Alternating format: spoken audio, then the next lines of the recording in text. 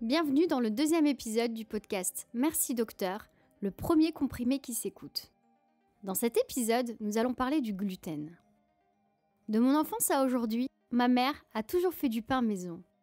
De la pâte composée de farine, eau, levure et un peu de sel. Je me souviens de l'odeur de ce pain comme d'un doux souvenir. Elle continue à en faire à chacune de mes visites. Mais je ne le digère plus. J'ai l'impression que mon corps le rejette. Mais comment est-ce possible alors que j'en mangeais quotidiennement pendant 25 ans sans n'avoir jamais aucune douleur? Comment expliquer scientifiquement le fait que manger du pain, de la pizza, des crêpes, des pâtes puisse nous faire autant mal au ventre jusqu'à avoir des crampes? Et depuis 4-5 ans, j'ai vu plusieurs documentaires sur le sujet. En juin 2019, le magazine Cache Investigation y a également consacré une enquête, toujours disponible sur le site internet de France 2. L'équipe Choc d'Élise Lucet y met en lumière le grand hold-up des industriels de l'agroalimentaire sur les fruits et légumes, mais surtout le blé. On y apprend entre autres que la course au rendement a fait perdre considérablement la valeur nutritionnelle des végétaux entre 1950 et 1999. Et puis un chercheur de l'INRA, qui est l'Institut national de la recherche agronomique, un organisme public, nous explique que ce sont les industriels qui financent les études sur lesquelles il a travaillé. Notamment sur le sujet spécifique de la force boulangère. Alors, est-ce que manger du gluten en 2019 est-il devenu mauvais pour la santé?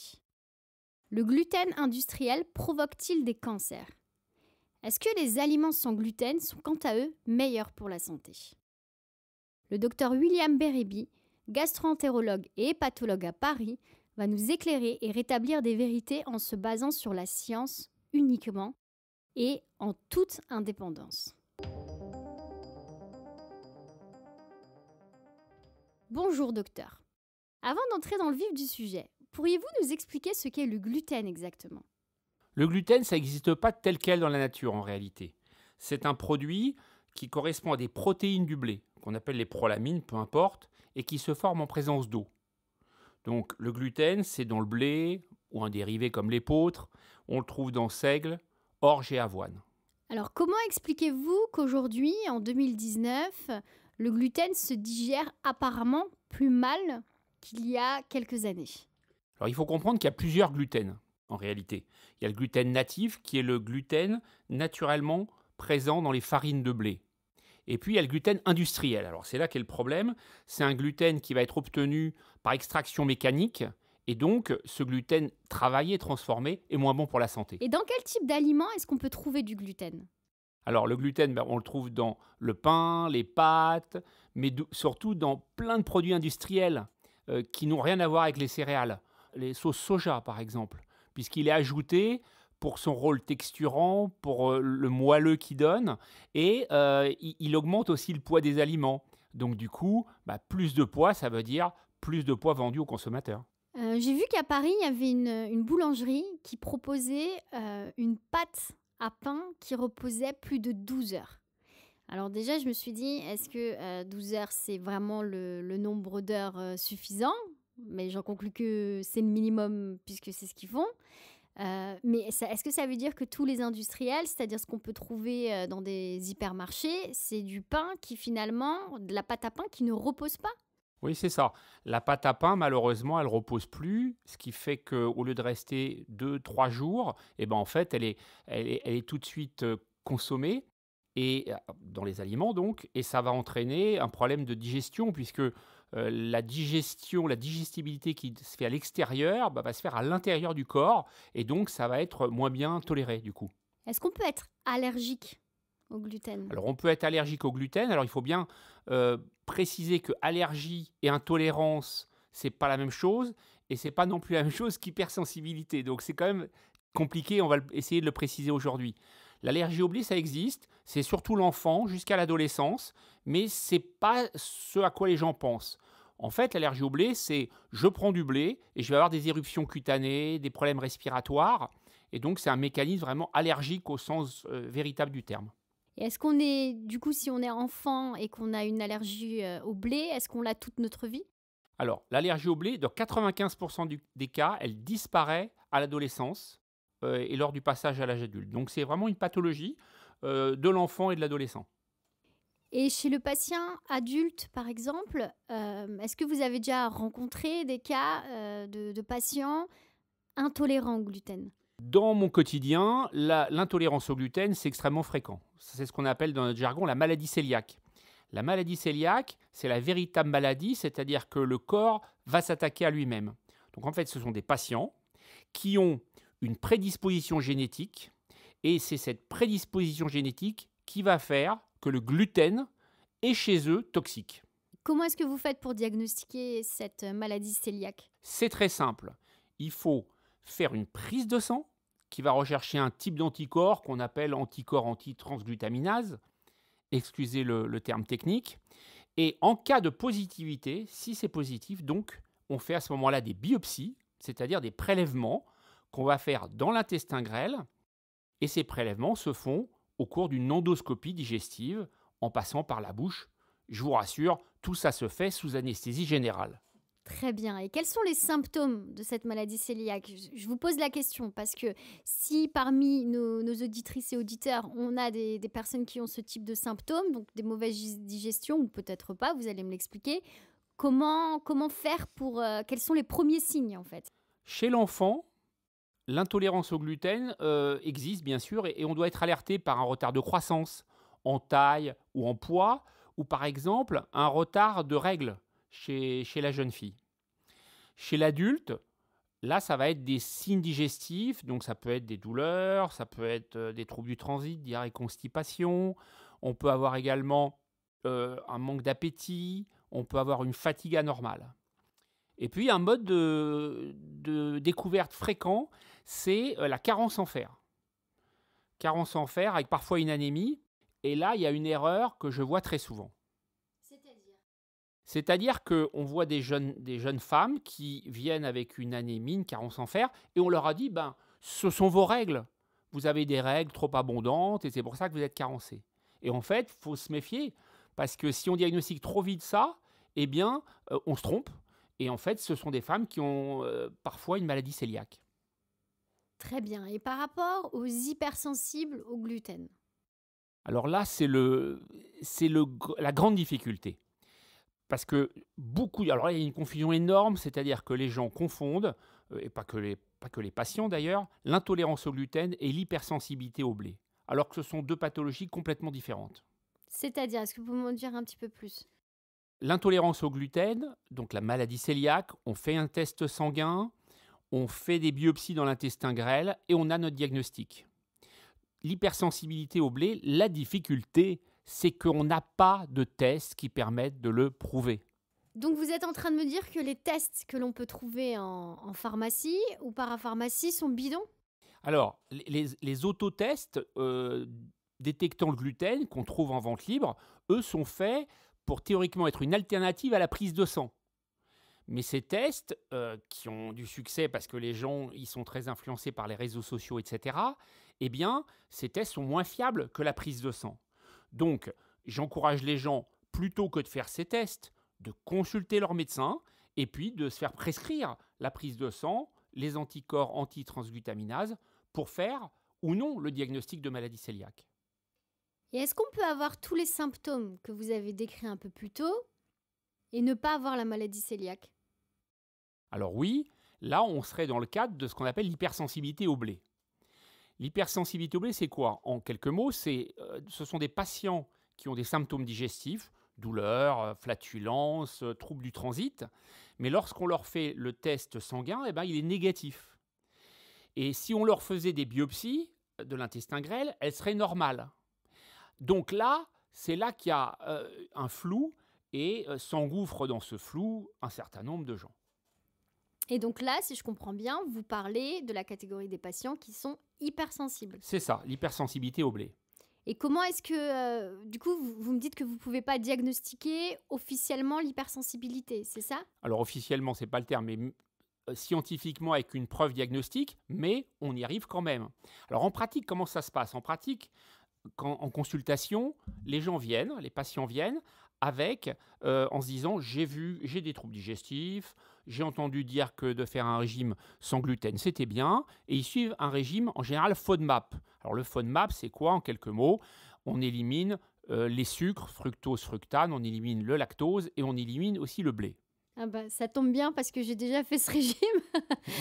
Et en effet, je me suis sentie mieux d'un point de vue santé intérieure, on va dire. Mais psychologiquement, ça a été tellement dur que j'ai arrêté tout simplement parce que c'était une trop grosse restriction. Et puis, je pense même avoir eu des troubles presque de dépression, tellement c'était difficile. Donc, et ça, encore une fois, j'ai fait ce régime sans consulter aucun médecin. Donc, j'invite vraiment les auditrices et auditeurs à consulter d'abord un médecin avant de se lancer dans ce type de régime. Voilà. En fait, dans la vraie vie, c'est ce qui se passe. Les gens, ils font leur régime tout seuls, ils consultent personne, si ce n'est leur collègue de bureau. Et du coup, ils font ce régime. Et moi, je les vois en consultation au bout de quelques mois. Ils n'en peuvent plus parce qu'ils ont tout éliminé. Ils ne peuvent plus aller au restaurant, ils n'ont plus de vie sociale, ils dépriment. Ils disent, bon, finalement, qu'est-ce que j'ai? Et là, je reprends tout à zéro pour écarter une maladie cœliaque, donc l'intolérance au gluten, et voir si, véritablement ou non, ils ont une hypersensibilité au blé.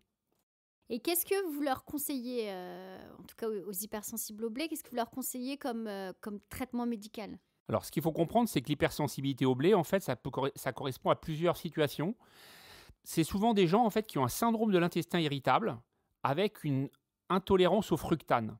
Les fructanes, c'est quoi? C'est une forme de sucre. Et souvent, c'est en fait ça qu'ils ne supportent pas, et non pas le gluten.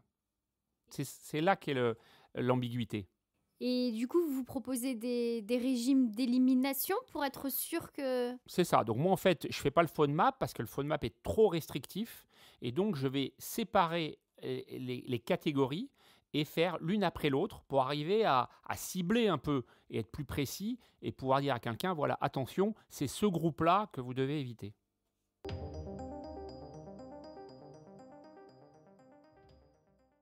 Lors de la préparation de cet épisode, vous m'avez parlé, ou plutôt vous m'aviez envoyé une image d'iceberg. Est-ce que vous pouvez m'expliquer un petit peu? Alors l'iceberg, ça représente bien la maladie cœliaque parce qu'en fait, dans la maladie cœliaque, il faut savoir que 80% des gens l'ont mais ne le savent pas. Parce qu'il y a 3 phases en réalité. Il y a une phase latente où là, il n'y a ni symptômes ni anomalie dans le sang. Une phase silencieuse et ensuite une phase symptomatique. Donc, en fait, beaucoup de gens ont la prédisposition, et si on leur faisait une prise de sang alors qu'ils se plaignent de rien, on trouverait une positivité. Et puis, il y a la phase symptomatique. Et cette phase symptomatique, en fait, c'est là que les gens ont des symptômes, mais parfois frustrent. Est-ce qu'il y a un nombre d'années, ou en tout cas une moyenne d'années entre ces phases? Alors non, c'est variable d'un individu à l'autre. Et donc, il n'y a pas de durée type. Mais ce qu'il faut bien comprendre, et c'est là où c'est extrêmement important, c'est que si un patient a des symptômes digestifs, souvent, il est avec une coloscopie normale, c'est-à-dire on a éliminé une maladie grave, eh bien, on va lui dire, vous avez une colopathie fonctionnelle. Mais en réalité, une partie de ces gens ont une maladie cœliaque, c'est-à-dire une intolérance au gluten. Donc, dans la phase symptomatique de la maladie cœliaque, les gens, ils ont des symptômes qui paraissent anodins et ils sont négligés. Quel type de symptômes? Des douleurs, des ballonnements, des petits problèmes de transit. Et souvent, on leur dit, vous êtes colopathe et point barre.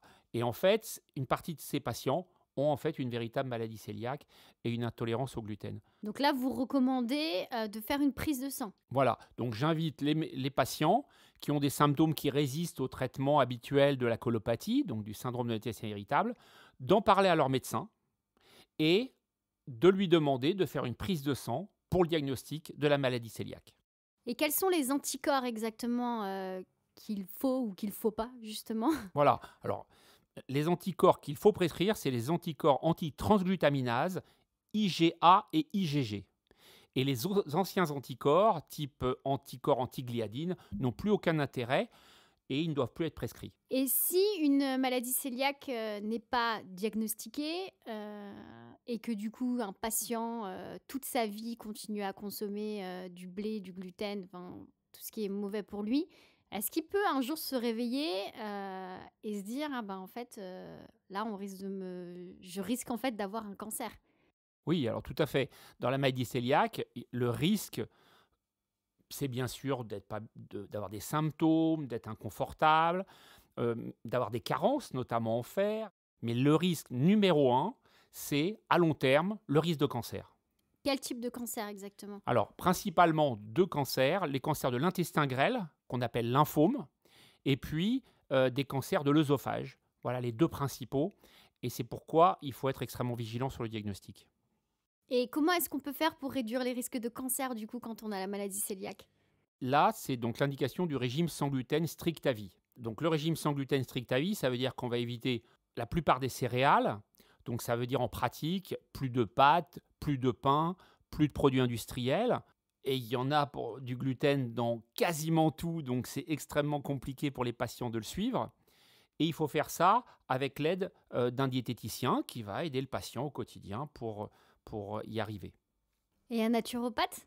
Non, le mieux pour le patient, c'est de consulter un diététicien qui est le plus à même de parfaitement bien l'aiguiller et le conseiller sur son alimentation. Il faut aussi que le patient apprenne à bien lire les étiquettes, puisque le gluten, ça fait partie des 14 allergènes obligatoires, et c'est obligatoirement, c'est une obligation réglementaire, cela doit figurer sur les aliments. Donc il doit toujours regarder ce qu'il achète. Et est-ce que c'est le même type de restriction à vie pour les hypersensibles au gluten? Alors non, l'hypersensibilité au blé, c'est différent. C'est-à-dire qu'en pratique, on va arrêter 2-3 mois le blé. On va demander aux patients de ne plus en consommer. Et au bout de 2-3 mois, s'ils sont fortement améliorés, on va ensuite le réintroduire, mais progressivement. Puisqu'en fait, ces patients-là, ils peuvent en consommer d'une façon modérée. Et chaque personne est particulière, donc chacun a sa dose seuil. Et c'est ça que le patient va apprendre à déterminer. Cette dose seuil, est-ce qu'il existe une moyenne? Alors, il n'y a pas de moyenne, puisque les patients sont tous différents. Ce qu'on sait, c'est qu'une alimentation classique, c'est 10 à 15 grammes de gluten. Et donc, en blé, en général, on considère que les patients vont en prendre moins de 10 grammes. Et est-ce que les personnes qui sont hypersensibles au blé risquent aussi un cancer? Alors non, les gens qui sont hypersensibles au blé n'ont aucun risque de cancer. Là, on est dans une pathologie bénigne. C'est-à-dire qu'il ne faut pas que les gens s'inquiètent. Il y a juste cet inconfort et les symptômes digestifs dont on a parlé, mais aucun risque de cancer. Donc ce sont 2 pathologies complètement différentes. Et c'est important de le savoir parce que dans un cas, c'est strict et un risque de cancer, et dans l'autre, c'est bénin et sans risque de cancer. Et il y a des gens qui surfent sur cette ambiguïté et qui font croire aux gens des contre-vérités. Ça veut donc dire qu'en tant que tel, le gluten n'est pas mauvais pour la santé. Le gluten en tant que tel n'est pas mauvais pour la santé. La plupart des gens le consomment d'une façon normale et n'ont aucun symptôme. Merci docteur pour ces précieuses informations. Est-ce que vous pouvez me dire si en France, il y a beaucoup de personnes atteintes de cette maladie cœliaque? Nous avons des chiffres précis puisque 1% des Français ont cette maladie cœliaque. Mais 80% ne le savent pas. Pour l'hypersensibilité au blé, c'est un peu plus. Et il y a environ 3% des gens qui souffrent de cette pathologie. Ça représente quand même plus de 670 000 personnes. Est-ce que vous pensez que c'est ce qui explique le fait qu'aujourd'hui, dans les supermarchés, on voit de plus en plus de produits sans gluten? 600 000 et quelques, mais dans l'hypersensibilité au blé, c'est presque 2 millions en réalité. Donc c'est énorme. Ah, donc le marché est particulièrement intéressant pour l'industrie agroalimentaire. Exactement, c'est un marché énorme. Donc nous avons à peu près 2 millions d'hypersensibles, environ 600 000 maladies cœliaques, ça fait 2 600 000 personnes qui ont vraiment une pathologie liée au blé. Toutes les autres personnes, en réalité, n'ont pas de problème avec le blé, ni avec le gluten. Mais malgré ça, il y a une explosion, un véritable délire et un engouement sur le sans gluten, donc le gluten-free en anglais. Et est-ce que justement ces produits, par exemple les pains de mie sans gluten, sont bons pour la santé? Est-ce qu'ils sont meilleurs que le pain de mie classique? Alors non, c'est absolument pas bon pour la santé, puisque le sans gluten, ce sont des aliments qui ont comme particularité d'être plus gras, plus sucrés et plus salés. On sait qu'à terme, ça entraîne un risque plus élevé d'obésité, de diabète et même de maladies cardiovasculaires. Si je comprends bien, vous êtes en train de me dire que les personnes atteintes de la maladie cœliaque, plus les personnes hypersensibles qui consommeraient des produits sans gluten, auraient en plus des risques cardiovasculaires? C'est ça. Non seulement c'est pas bon, mais en plus ça entraîne un risque pour la santé. Un risque pour la santé qui n'est pas que dans les complications cardiovasculaires, mais aussi par des carences. Parce que les aliments sans gluten sont pauvres en minéraux, comme le fer, et sont pauvres en vitamines. Vitamine D, vitamine B12 et folate. Le régime sans gluten pour tous n'est donc pas bon pour la santé. Ceux qui sont malades ou hypersensibles, oui, il faut suivre le régime, mais les autres, il ne faut pas manger sans gluten. Ça n'a absolument aucun intérêt médical et c'est même dangereux. Et donc même les personnes qui ont la maladie de cœliaque et les personnes hypersensibles, vous ne leur conseillez pas de consommer ces produits industriels à base de sans gluten? Alors non, il faudrait qu'ils excluent de leur alimentation le gluten ou le blé selon les cas, et qu'ils aient une alimentation la plus saine possible, c'est-à-dire avec des produits originels. Sur les réseaux sociaux notamment, on voit fleurir un hashtag gluten free de plus en plus. En tout cas, moi, je le vois par rapport à il y a 5 ans et aujourd'hui. Comment est-ce que vous expliquez ce phénomène devenu un véritable phénomène de société et même à l'international en fait? Là, on n'est plus uniquement sur la France. Ça explose pour plusieurs raisons, à mon sens, parce qu'il y a une grande confusion entre intolérance au gluten et hypersensibilité au blé. La deuxième chose, c'est que les blés d'aujourd'hui sont moins digestes qu'auparavant, donc il y a quand même plus de cas, ça c'est une réalité. Et puis il y a les sportifs de haut niveau, en particulier Novak Djokovic, numéro 1 mondial de tennis, qui suit un régime sans gluten, et ça a fait le buzz, en quelque sorte, là-dessus. Donc ces 3 raisons ont fait que le régime sans gluten a explosé. Et qu'est-ce que vous pensez de cette explosion? Je vais vous dire une chose, c'est pour moi la plus grande arnaque alimentaire du XXIe siècle. Waouh, donc c'est pas rien ce que vous dites. Alors en quoi c'est une arnaque? Ce phénomène de société qui s'est mis à exploser, eh bien, l'industrie agroalimentaire a vite flairé une niche marketing. Aujourd'hui, il faut savoir qu'en France, ça représente 3,5 milliards d'euros de chiffre d'affaires. La France est super bien positionnée d'ailleurs là-dedans, puisqu'elle est 3e en Europe, puisque les 3 premiers pays consommateurs du sans gluten sont l'Italie. Alors là, L'Italie? L'Italie, oui, donc c'est un paradoxe au pays de la pâte et de la pizza. En 2, Royaume-Uni, et en 3, la France. Mais la France est en train de rattraper son retard et les projections nous laissent penser qu'en 2020, la France sera le premier pays consommateur de sans gluten. Est-ce que vous craignez de voir de plus en plus de patients avec des risques cardiovasculaires? Oui, bien sûr, on le voit déjà. On voit déjà des complications d'obésité, de diabète chez les patients qui consomment du sans gluten. Sans gluten qui, précisons-le au passage, coûte plus cher. En moyenne, ça coûte 2 fois plus cher que de manger avec gluten. Donc, si on se résume, des millions de gens mangent sans gluten, sans aucune raison médicale, et avec un risque à long terme pour leur santé.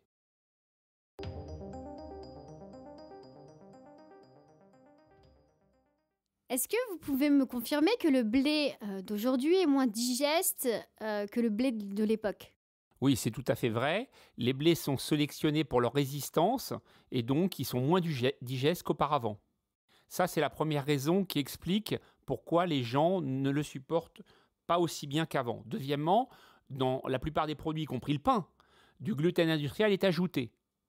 Et le gluten industriel est plus riche en gliadine, qui est cette protéine toxique. Et il se présente sous quelle forme, ce gluten industriel? Donc le gluten industriel, il va être sous forme d'une pâte finalement, qui va être intégrée à la farine de blé. Donc vous êtes en train de me dire que les industriels, volontairement, ajoutent du gluten industriel dans leurs aliments préparés? C'est ça. Prenons l'exemple du pain, qui est symbolique.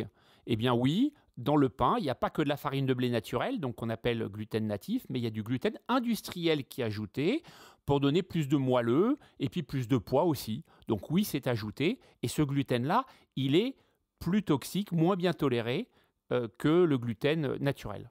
Dans le pain, il faut savoir aussi qu'il y a des produits, des additifs qui sont ajoutés, que ce soit un pain industriel ou non industriel. Et donc ça aussi, cette espèce de bouillon de culture qui est fait avec le pain fait que les gens supportent moins bien le pain qu'auparavant.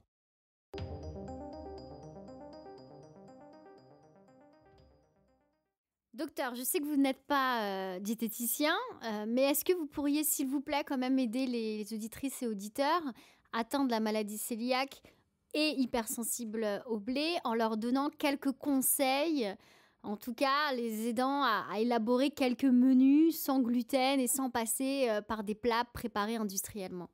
Alors, je ne savais pas qu'aujourd'hui, vous alliez me demander de faire une chronique culinaire. Hein. Vous m'avez pris pour Cyril Lignac ou quoi? Non, je vais répondre plus sérieusement à cette question. En fait, il s'avère que l'avoine, par exemple, peut être consommée par la personne qui doit suivre un régime sans gluten, puisque l'avoine, il y a très peu de gluten dedans et c'est bien toléré. Le patient qui doit consommer sans gluten peut consommer donc du maïs, du riz, du quinoa, du sarrasin également. Et à partir de là, on va essayer de faire un menu.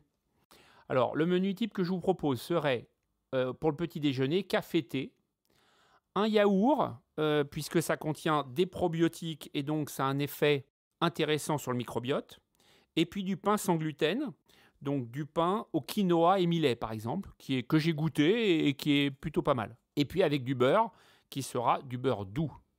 Du beurre doux? Ah, moi j'adore le beurre salé. Pourquoi vous ne me conseillez pas de prendre du beurre salé? Parce que le patient qui a une maladie cœliaque, il va suivre un régime sans gluten. Donc nécessairement, il va consommer des produits sans gluten. Et ces produits sans gluten, comme je l'ai dit tout à l'heure, sont plus salés que les produits avec gluten. Donc globalement, sur le beurre, il faut utiliser du beurre doux.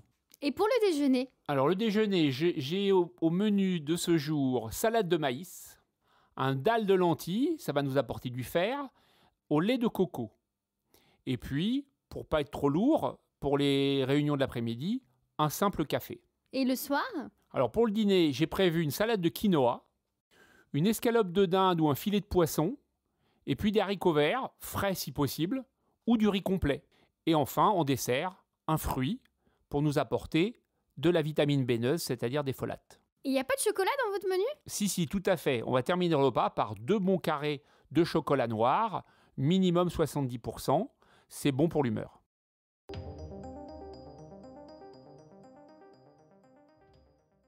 On va passer maintenant à la question de notre auditrice, Léa. Bonjour docteur, Léa, j'ai 31 ans, j'ai été diagnostiquée hypersensible au gluten en 2010 et je voulais savoir si les hypersensibles pouvaient réagir et avoir des symptômes avec de simples traces. Merci à vous. Alors je crois que quand Léa parle de traces, c'est ces fameuses traces de gluten qu'on peut lire sur certaines étiquettes alimentaires.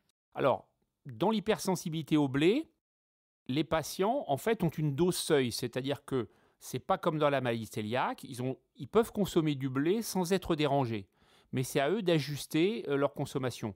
Donc théoriquement, les traces qui sont retrouvées ne posent pas de problème. Très bien. Alors si comme Léa, vous avez une question, et je pense qu'à la suite de cet épisode sur le gluten, on va en avoir beaucoup, n'hésitez pas à nous écrire sur mercidocteur.podcast@gmail.com. Donc envoyez-moi une note vocale et puis on fera en sorte de la diffuser dans les prochains épisodes. Merci beaucoup et surtout merci docteur pour toutes ces précieuses informations sur le gluten. Merci à vous.